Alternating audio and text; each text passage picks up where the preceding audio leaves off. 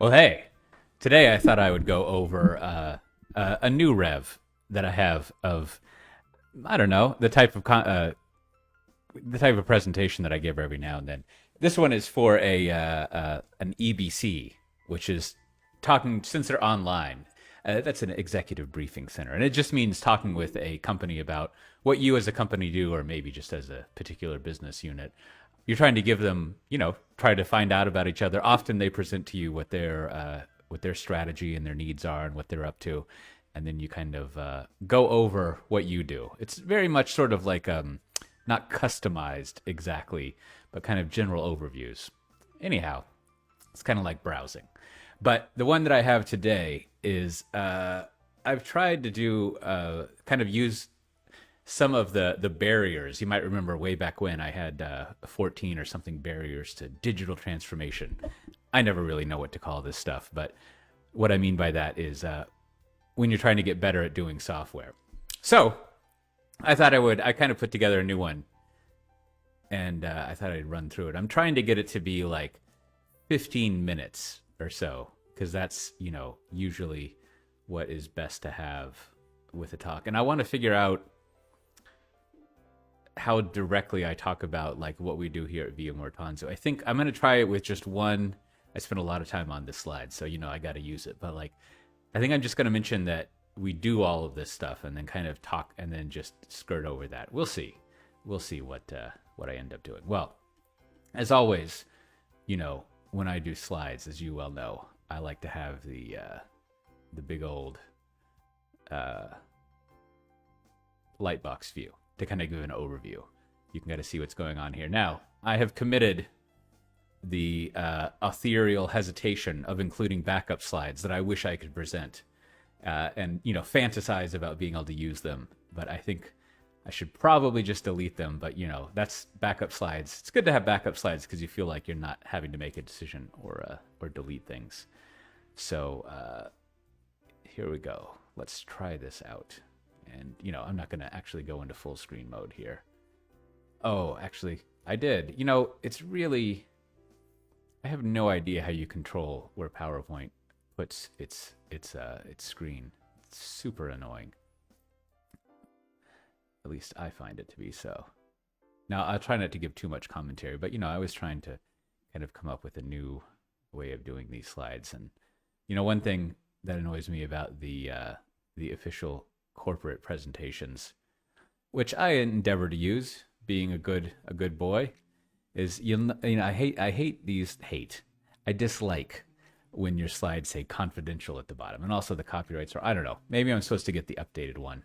I hesitate to delete them because it doesn't really matter. Maybe people will see that and think like, ooh, I'm getting something that's been leaked, but not at all. I'm just using the templates there. Anyhow, okay, so let's see. I'll go over this. I think I'll turn off the music in case I want to like edit this into a standing presentation to show, because I would chop things out. So let me mute that, despite how much I like listening to it. There we go. Gone. Let me go back to the big head. Yep. All right. Well, thanks for having me here today. I wanted to go over just briefly what we at VMware Tanzu do to help organizations get better at software. And to do that, I'm not really going to talk so much about the product portfolio that we have, although I would be happy to. But I want to go over some of the barriers that people have when they're trying to get their organization to be better at software, to transform how they do software, do organization change, put new tools and processes in place, new technologies and thought technologies, if you will. And the reason I want to go over this is because, I think that technology is difficult and it's necessary to figure the right thing out.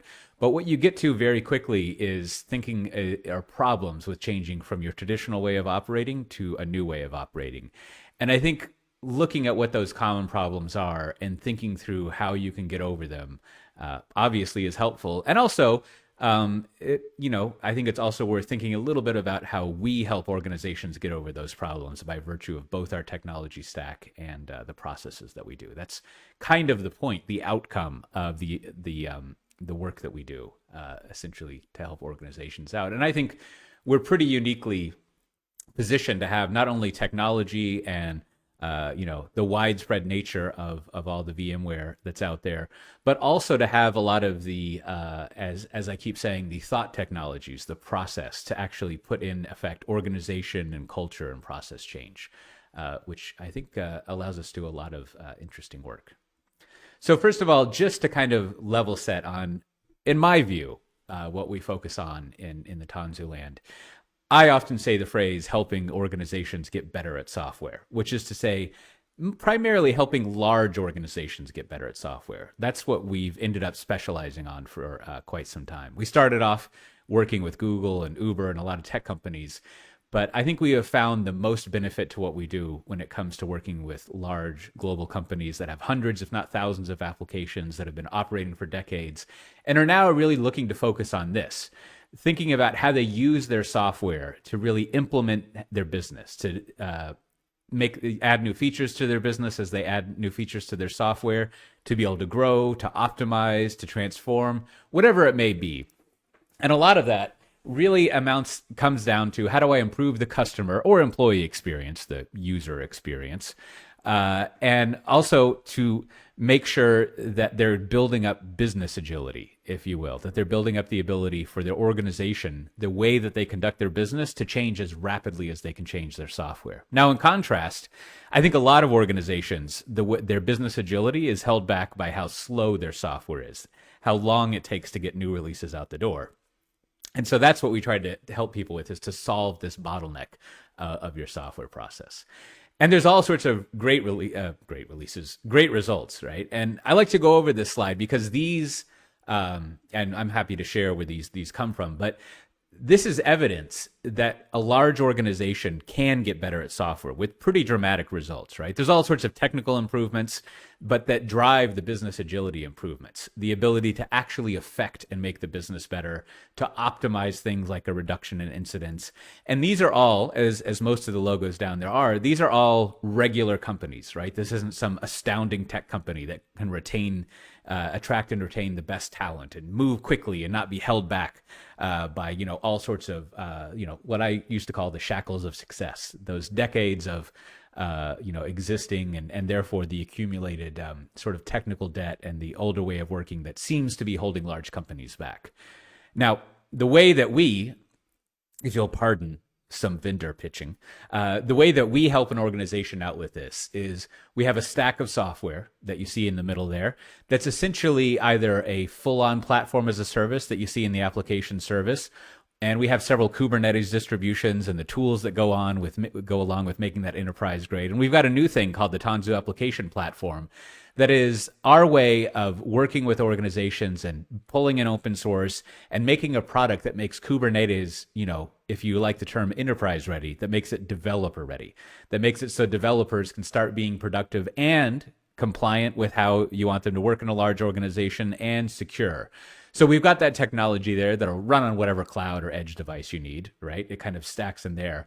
But what I focus on a lot is enabling these small batch loops that we do in our lab service. And we do this, we help people optimize and modernize the way that they do application development, new applications, the way they modernize their applications. We've got a great practice there. And also the way that they modernize the way that they're doing their operations, their site reliability engineering and DevOps, and move them to that way of getting to it. We also help them, as you'll find out in a couple of talks, also modernize how they do their data analysis, their AI and ML. So we've got those 4 great practices. But this is the tools that we put in place. If you work with us, this is what you get and how we start to get you to transforming and getting better at software. So what is that cycle there? And I'm going to go over this very briefly. If you're interested, I can go over some examples of this with customers. But we put in place those 4 cycles on top of the stack with the new way of working. We put in place what I call a small batch loop. I haven't come up with this. It's just my way of phrasing this. And that is when you're looking to innovate and grow your business, you go through this discovery and experimentation and this validation cycle of thinking about what problems are we solving? How would we test out that we're solving the right problem? When it comes to solving that problem, putting a feature into production, how can we validate that it's the best way and that it solves the problem? And you go through this loop over and over again where you come up with an experiment, you build it, you release it, you observe people using it according to the metrics that you have, and you learn if it worked or not. And you can think about how this is applied to, something simple like people signing up for a bank account, or something more complicated like the process for approving a loan, or in y'all's case, I would assume the process for doing warehouse management and all the features that come into there. And what we do is if you can operate on a weekly cycle, you can put a lot of these experiments and you can start to have a learning organization that's constantly improving its software and even using its software as a way of developing the business. It's almost a strategy as code process.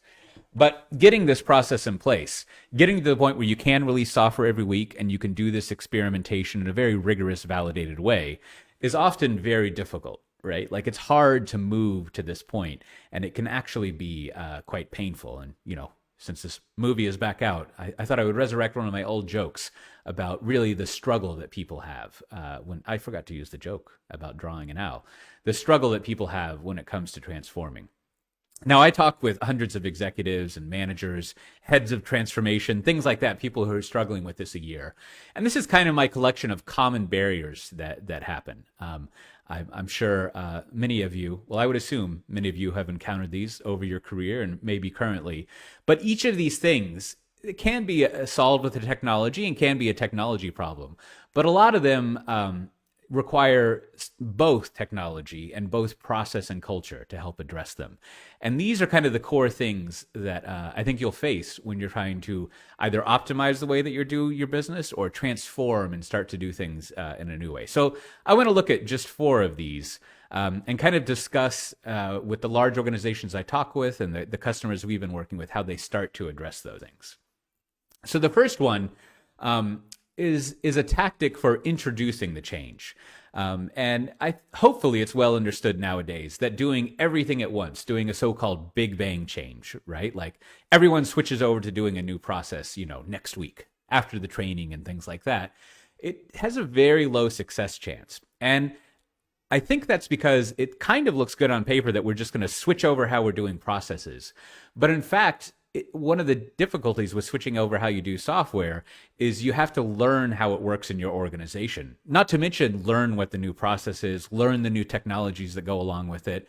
And as we'll see, start to build up trust in the system and market it to other people. And what I've seen is that you have to really, whatever your expectations are about your plan, probably to make the ROI in your business case that you went back last year to get budget with, and now you're kind of acting against, is you have to start a lot smaller than you would think, right? Start with one project and learn what the new technology is. Learn how it fits into your organization. Learn what works and doesn't work. And then go through that small batch loop on your own and adapt it to your organization. And then do another project, and then do 2 more projects. And you can kind of see from the U.S. Air Force, and also this is from Home Depot. These are a bit older figures, but they essentially match what we continue to see. You start to ramp up after you fit it to the way that you do things.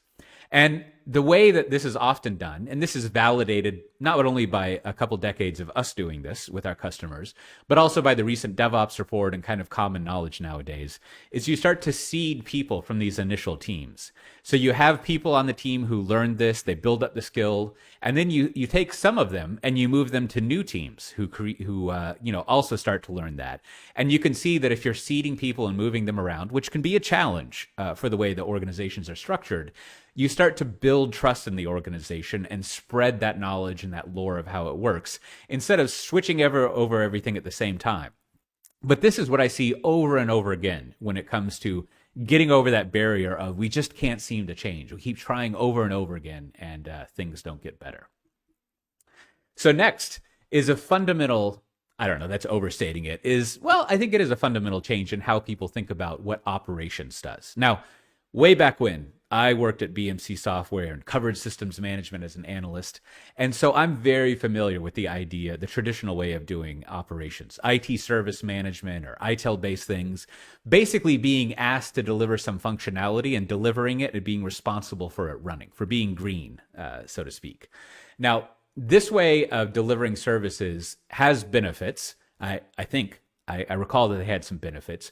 But when your developers, your teams are developing their software every week and releasing it, when you have that kind of code as strategy way of thinking about your business, you have to change how you're doing operations. And instead of thinking of delivering a service, right, and to the SLAs and kind of the requirements that you have, instead what organizations do, and this kind of idea started at Amazon in the mid 2000s and was at Netflix, but now has come into play in many large organizations, especially the ones that we work with to help transform to this, is they more think of things as platform as a product. You might see it referred to as an internal platform. That's another way that people refer to it. But your operations team is building a platform and running that platform with the services that developers need, but also the services that compliance people need, that security needs, and that you need for performance. And this really is, if you're familiar with site reliability engineering, it's kind of a way of embodying that in large organizations. So this does require a different way of thinking about what operations is doing, and it's vastly helped by having a platform in place instead of building your own. But you have more of a product approach. You think about the customers as your developers, and you're always building a product that helps out those developers, who helps out the customers ultimately of the rest of the organization. So that's a shift in mindset for operations that we help people go through, and that I see at other organizations using this. I think if you look at some of the tech companies, anywhere to around like 30% of their staff, right? Sometimes, in IT are kind of dedicated to doing this type of work. They tend to like build their own platforms, but what I see large organizations doing more instead of that kind of commitment is they bring in something like the Tanzu stack that we have to help put that into place, along with the practices. Now, the next thing that is very important for getting over, a lot of the things when it comes to transforming is all about trusting the change, right? Trusting that people actually want you to change how you work. You can trust the executives that you should go through this change, that it'll be good for your career, good for your life, but also knowledge about what the change is and having proof that it works or not. And another thing that I've noticed many large organizations doing, you can see I've got pictures from how British Telco, or BT as they call themselves, they do this. Daimler, Mercedes, if you will, Duke Energy back in the States, a big energy provider, and Allstate, big global insurance company. Anyways, part of what they do, and I like to use this word because it kind of proves the point of how different it is from regular IT, is they focused on a lot of internal marketing, right? So more so than just like a monthly or even weekly email, kind of going over the progress or stuff, and to go look at a Confluence page to see what's happening, or even, ask me anything town halls. They very much so focus on what a lot of us tech vendors do, which is thinking about how are we marketing, evangelizing, advocating, even consulting around this change. So this means kind of at the mid-level, at the intermediate level, what you do is you have, as I have pictured here, these kind of guides, these manuals to not only what the processes are, what the new skills are, but also what the identity is, if you will. Like, what is the name of this new way of working? What are the principles that we follow? And this is kind of the write-up of the culture, right? You hear a lot about culture change in transformation, and it's good to write that culture down. But more so than what the feel of the culture is, but what the actual practices are, right? Like, as you can see from the Daimler one here, having your developers be responsible for a large part of the business, the way that their software is written and how their business functions, and kind of figuring out what the ownership is there. But the other thing that I encourage people to do a lot, that I see organizations doing, is to be a very specific thing on a quarterly basis, have an internal conference where you have yourself, so to speak, people on the platform team, enterprise architects, executives, talk about what this new way of working is, to do training during that. But I think crucially, if you remember back to those teams doing very, seeding and things like that, crucially what you want to pay attention to is having those teams talk about their own experience, having a peer-to-peer kind of that lateral conversation, that lateral marketing going on, and assistance between coworkers, right? You could have a team talk about, we switched over to doing things this new way. Here are the lessons that we learned, things that worked and didn't work.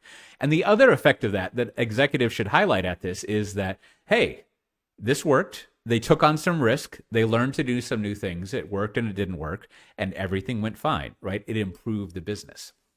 And then ultimately, this kind of focus on building up case studies and marketing and training and the consulting that you do to help organizations out, this helps when you really want to scale this change because you've built up this inevitability, this understanding of success. You've built up fully validated proof that this new way of operating works, right? It's backed by, if you remember that small batch loop, right? You're always collecting, did this actually work? Did it improve the metric? Did we deliver on whatever KPIs or OKRs we want? And as you scale up, as you go into that next planning cycle, for the next annual planning cycle, you have proof that things work, right? In your own business and your own organization. So finally, I'm not going to go over so much what the solutions of this are because that's the topic of the whole next session, or at least some hints of how it is. But one of the things you have to start thinking about right away is how you're going to start modernizing your existing systems. Now, you could call these legacy systems, you can call them your heritage systems, whatever you want. But what you're going to find, and as you know, these surveys, and I mean, I see this everywhere, is that you do have to visit your existing systems, your existing processes, and the backends, whatever it may be, and ask the question, is this helping us? Is it holding us back? And if it's not, if it is holding you back, you have to, unfortunately, almost kind of stop developing new features, at least as a whole, and really start to address those very quickly. Now, we have a great methodology, which you'll hear about, which figures out the sort of how to get you started and start modernizing things in the first like 8 or 12 weeks, right? To kind of prioritize what you're doing, because you can't do everything at once. And to put in place some methods, for example, to start working with mainframes and to slow and steadily, my brain isn't working now, to slowly and steadily start rewriting and replatforming them. And at the same time, be able to, at a reasonable rate, kind of start working on new things. But that's going to be a large part of your strategy, is how you're working with and dealing with legacy. That is especially true in large organizations that you don't really see much in smaller organizations. So that was just, I wanted to make this as quick as possible. And though I didn't tell the joke at the beginning for the people watching this recording, a lot of what I'm always interested in is how you go back to my cover slide, how you draw those circles in between the owl, right? Because a lot of discussion about over the years about DevOps and Agile and culture kind of focuses on like, oh, you just do that. It focuses on the to be state, what it looks like when you're successful, what the owl is there. But I feel like a lot of it kind of skips over the intermediate steps. And so, you know, this has been my very quick attempt to kind of show you how people are drawing the stages in between the owl there. Now, in addition to just talking with us and my colleagues, I've written up a lot of this over the past 4 years or so in a couple of these books that are freely available if you want to go to my website and check them out. I think I will modify this to say books, and then we will drag this over. So, all right. There we go. Thanks. And I'm happy to answer any questions, kind of dive back into problems there. Kind of here, it would be great to hear if there are any of these issues that y'all are struggling with in particular. And we can kind of point you towards how people are working on that before we move on to Alex's talk. All right. I'll have to go see how long that was and see if I need to figure out shortening it. I think, I skipped over the little joke there. Let me center this again. Center. How's that look? That's all right. I think I'll just leave that there. So you see I think that worked out all right to kind of have this in here and kind of emphasize how we work with people. We'll see. You know, the best road test is actually giving it to people. You know, see, here's one of my favorite. I need to get some new stories as always, but this one I can tell really well, and I don't know. I think it's a good example. And then of course the restaurant one. I'm sure dedicated viewers out there have seen me give that. Now, there's another good slide that I found. This kind of goes over what the the lab's methodologies are, which I think is pretty good. I mean, I think a key point to kind of make, and that I want to make more strongly, because I'm always told not to give a vendor pitch, which is fine. My saying is like, whenever someone says that, what they actually mean is don't be boring, right? Like they just want something that's interesting and useful, even if it is a vendor pitch. But I think it's worthwhile connecting together this stack that we have, and how it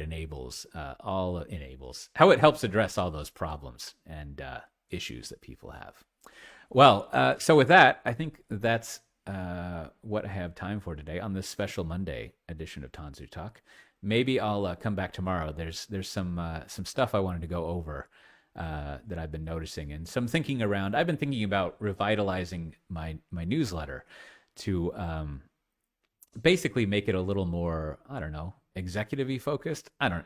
What does that mean? That just means talking to people above the practitioner level, manager, enterprise architects, literal executives, things like that. But I think it would be nice to kind of focus a little bit more on that. Certainly more fun for me. But if if you're really interested in that, if you want to, there's a really easy way to subscribe to my newsletter, because I host it in the Twitter way of doing stuff. If you just go to my Twitter account there, I'm just Coté. You can actually just click subscribe, and I've already subscribed to it, and then there you go. It'll subscribe with whatever email address you have registered with Twitter. It's not that great of a new. Well, I think it's great. It's not too focused at the moment, but I think I'll work on making it a bit more focused on actual work-related stuff. Anyhow, as always, if you want to see more of what I do here at Tanzu Talk and some interviews with people, you can always go to tanzutalk.com, click on the videos link. You can also just go to tanzutalk.com/videos, and there's the playlist of all the stuff that I've done for like 2 years or something like that. Now, there's also there's a good new podcast episode here. If there's a couple there, you should check out if you prefer audio only.